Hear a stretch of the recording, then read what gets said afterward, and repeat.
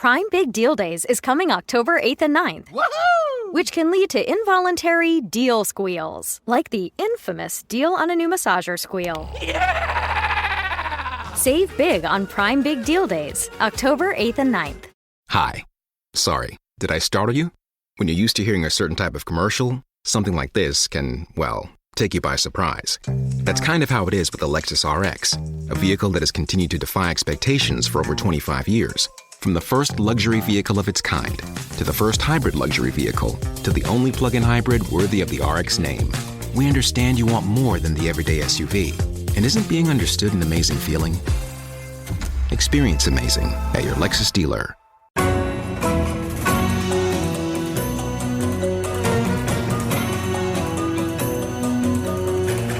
From Wall Street to the White House, this is the Larry Kudlow Show. Now, it's time for Protecting Your Investments, sponsored by Colonial Metals Group. Here's Larry Kudlow. Hello, folks. I'm Larry Kudlow. This is Protecting Your Investments, sponsored by Colonial Metals. Today, as usual, we're talking about protecting your investment by keeping a sharp eye on money and politics. And let me just add, gold prices are up around $2,600 per troy ounce. So, money and politics, we bring in Liz Peek, Fox News contributor, syndicated columnist.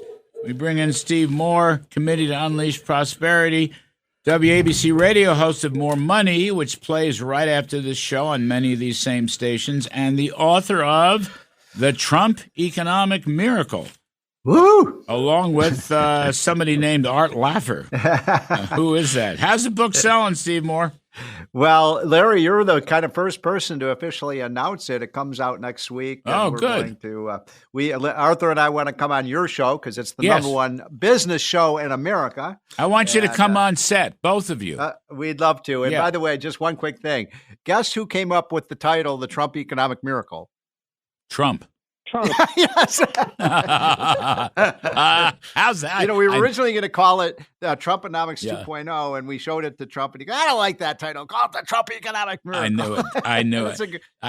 I get a free copy for that guest. You do. It's really... And so does Liz. All right, terrific stuff.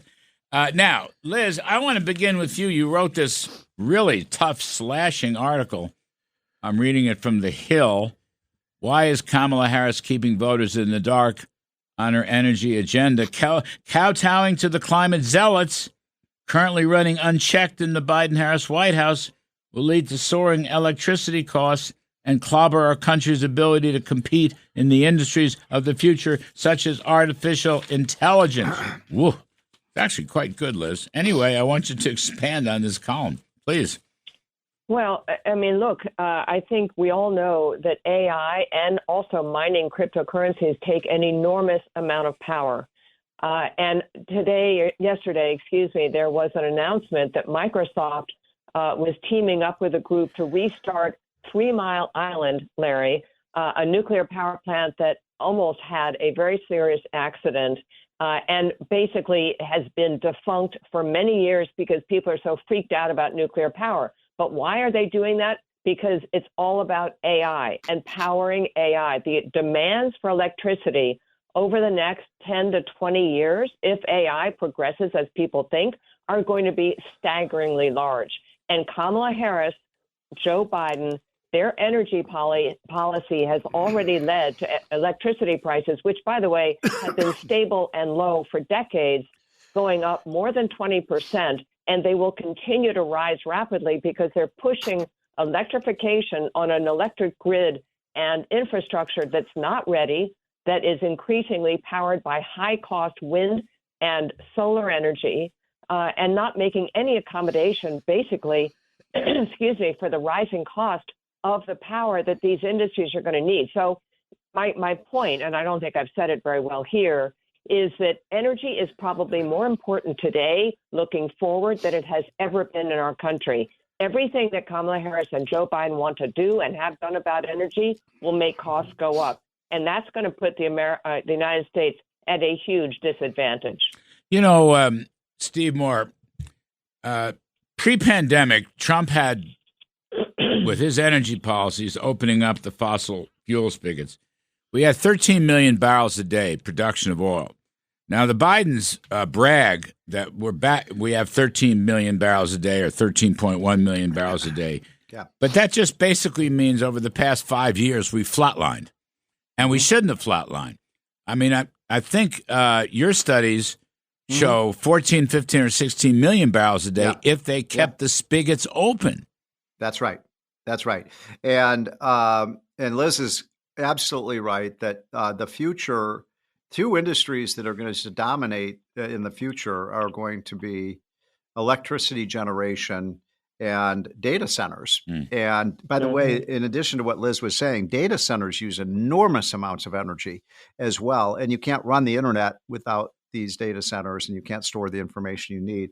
I would add one other thing that we just had an item a couple of weeks ago in the hotline that I think everybody should be aware of, which is here we are in the year 2024, and there's still 1 billion people on the planet, 1 billion people, 3 times the entire population of the United States, that don't have access to reliable electric power. And I'm talking about to turn the lights on, to cook their meals, to run their industries.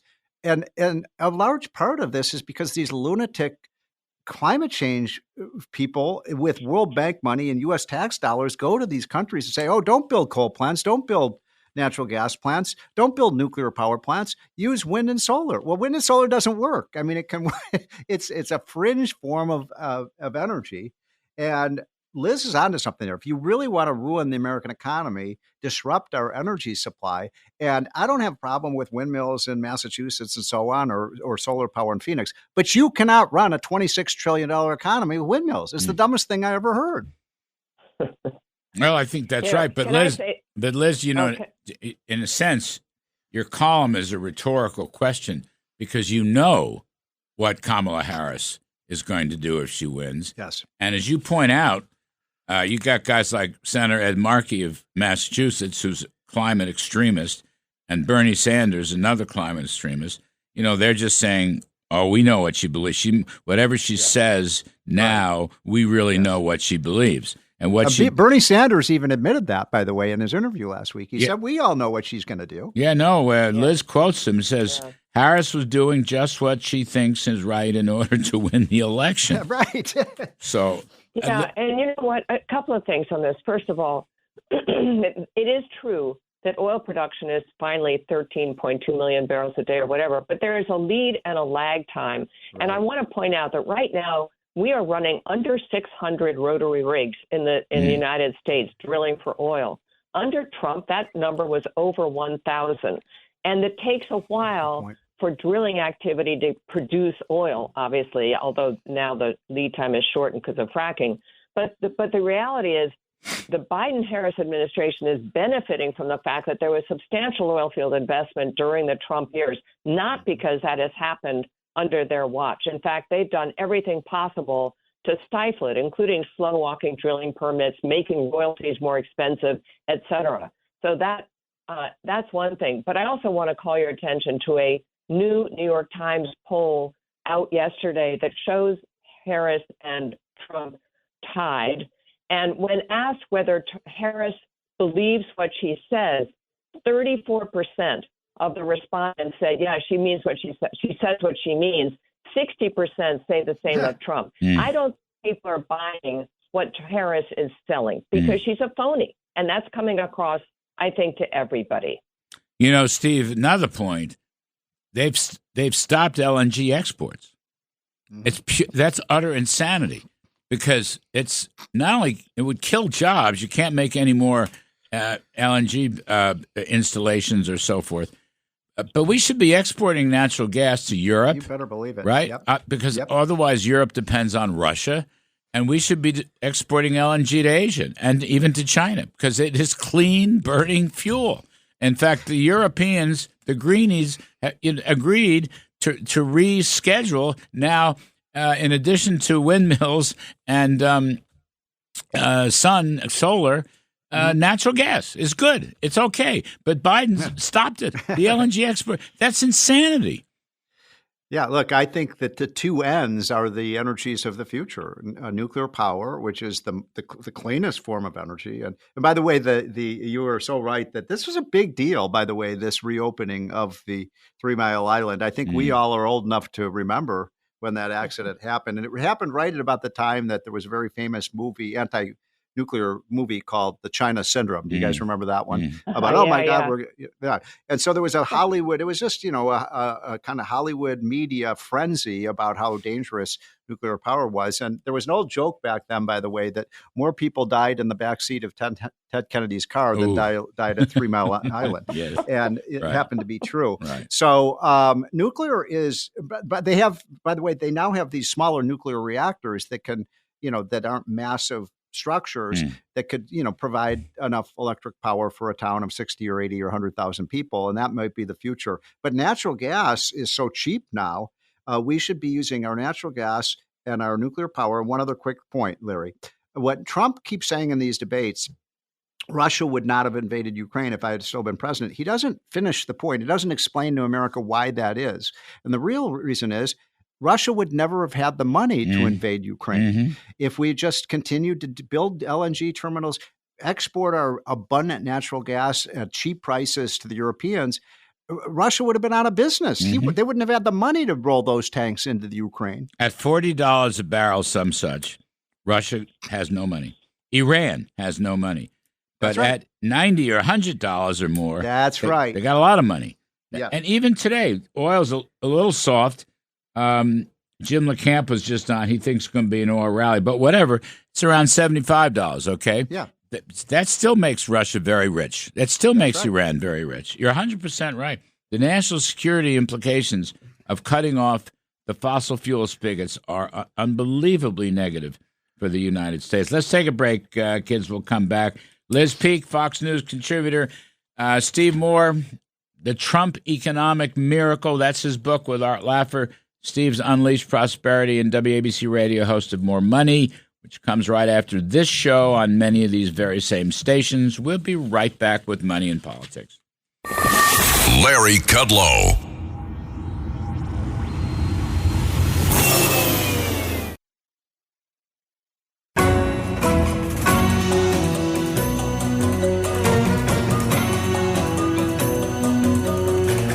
From Wall Street to the White House, this is the Larry Kudlow Show. We are talking to Liz Peek, Fox News contributor, and Steve Moore, Committee to Unleash Prosperity, host of the WABC radio show, More Money, comes on after this show on many of these same stations, and co-author of The Trump Economic Miracle with our great friend and mentor, Arthur Laffer. Steve, just give us some high points of the book.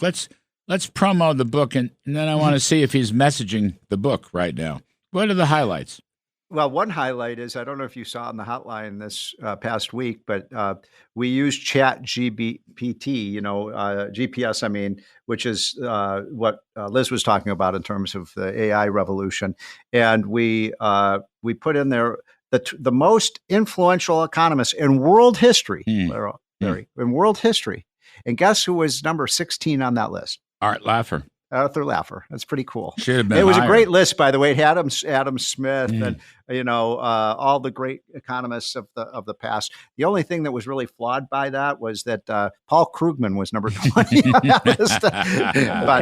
But look, the book is basically to summarize it very simply that in every single regard, Trump's performance on the economy was superior to both what happened under Obama and what happened under Biden. This is not a hard story to tell. We had a lousy, remember, there's a mythology about Obama. The Obama economy stunk. We had no growth, and it was a miracle that how Obama won re-election.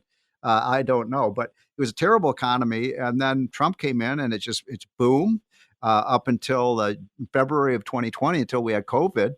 But even accounting for COVID, and then you look at every statistic, whether it's small business conditions, whether it's the stock market, even adjusted for inflation, still higher under Trump than under Biden, Kamala. Gas prices, inflation, real median income. When you look at the mortgage rates, ability to buy a home, every single statistic shows that Trump is superior. And I don't understand why your friends on Wall Street, like at Goldman, I call it Goldman Sachs, how can they say that Kamala would be better for the economy when they've run the place for 3.5 years into the ground? By the way, that it's interesting, that point. Sure, the Goldman Economics Department, which is a very liberal left, right? But the the people on the trading floor are very strong for Trump. They're Republicans, right, because they're free market people, right? Yeah. They don't want the government to interfere, and they don't want inflation to go back to 9 or 10% or worse. Real incomes, by the way, is very important. I wrote a piece on it. You had it in the hotline. Real incomes, overall, Trump is about 5 times Biden. The numbers are roughly 6,000, 5,800 versus 1,300. And if you go by ethnicity, Trump wins blacks, Hispanics, whites, about 10 times what Biden did. Now, Liz Peek, to bring you in on this, in your judgment, is Mr. Trump messaging this properly and effectively? I would say yes and no. He does not really talk about the numbers that you're just talking about. And I went through those numbers today from the Census Bureau. It's really not that complicated. I mean, people did better under Donald Trump. And that's really what, and they know it is the thing. So he needs to really kind of keep reinforcing that by citing those numbers, not only in wealth, which Steve highlighted, I think today or yesterday in his daily brief, but also in income. So people were better off. I think he's getting a little distracted when he talks about putting limits on credit card rates. Yeah. Nobody thinks that's a good idea. It's kind of like out of left field. Don't go. He doesn't.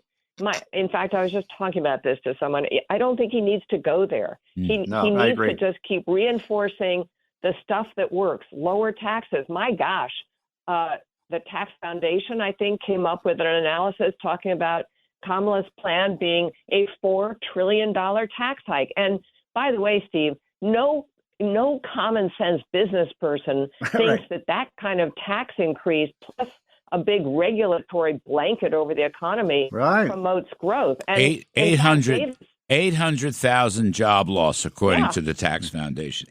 Nearly 800,000 jobs lost.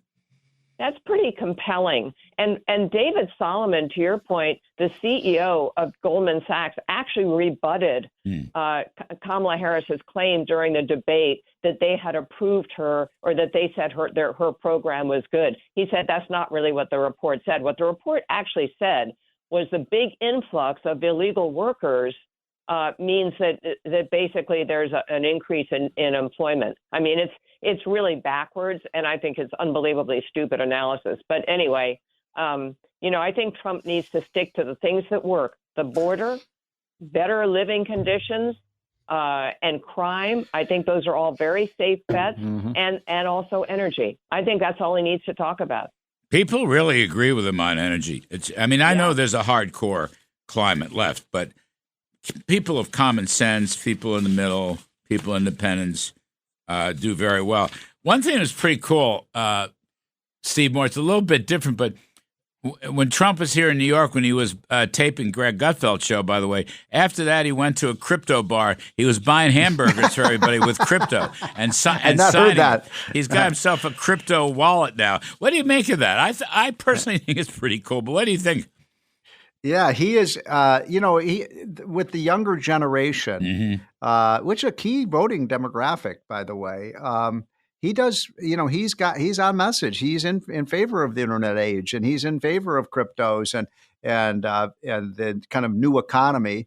And meanwhile, Kamala Harris wants to regulate it to death. I just wrote a column basically saying, Kamala Harris and Joe Biden are going to be the death of the internet with all the regulations they want to put out and the restrictions on speech. But I have to say, Larry, I think that Trump was a little off message this week. I think Liz is right. This cockamamie idea of putting caps on credit cards. Who gave him that idea? He had just scored points with, saying that price controls never work. And then the other thing is, don't bring back the state and local tax deduction. That was one of the gems of our tax bill. I don't mind, Larry, by the way, if they maybe increase the limit a little bit I think it's 10,000, maybe raise it to 15 or even 20,000. I But don't give a tax break to millionaires and billionaires in New York and California. I would have abolished it. Yeah, me too. Me too. Really, it's a base broadener. It's a tax expenditure. Now on that one, of course, he's catering to he was out in Long Island. He's catering to the suburban. Of course he is. So vote. Yeah. But the credit card thing, no. I mean, that's just stupid. Not good. Liz, I just wanted to know if you had a crypto wallet. Got yourself a new crypto wallet? I actually tried to buy crypto. I don't know why I got sort of sidetracked by reporting requirements and stuff like that. I don't know the need for it right now, Larry. I thought I was doing it to sort of just experiment, if you will. And I feel sort of out of touch that I haven't done it. So the answer is no, and I kind of wish I had. I think it's too hard. I think it's a little hard to tap into it. I mean, I think that's one of the problems, but we hope he stays on message. Anyway, kids, thanks very much. Liz Peek, Fox News contributor. Steve Moore is going to come up many of these same stations, WABC, More Money, and the Trump Economic Miracle with Art Laffer. I'm Kudlow. See you next weekend, folks.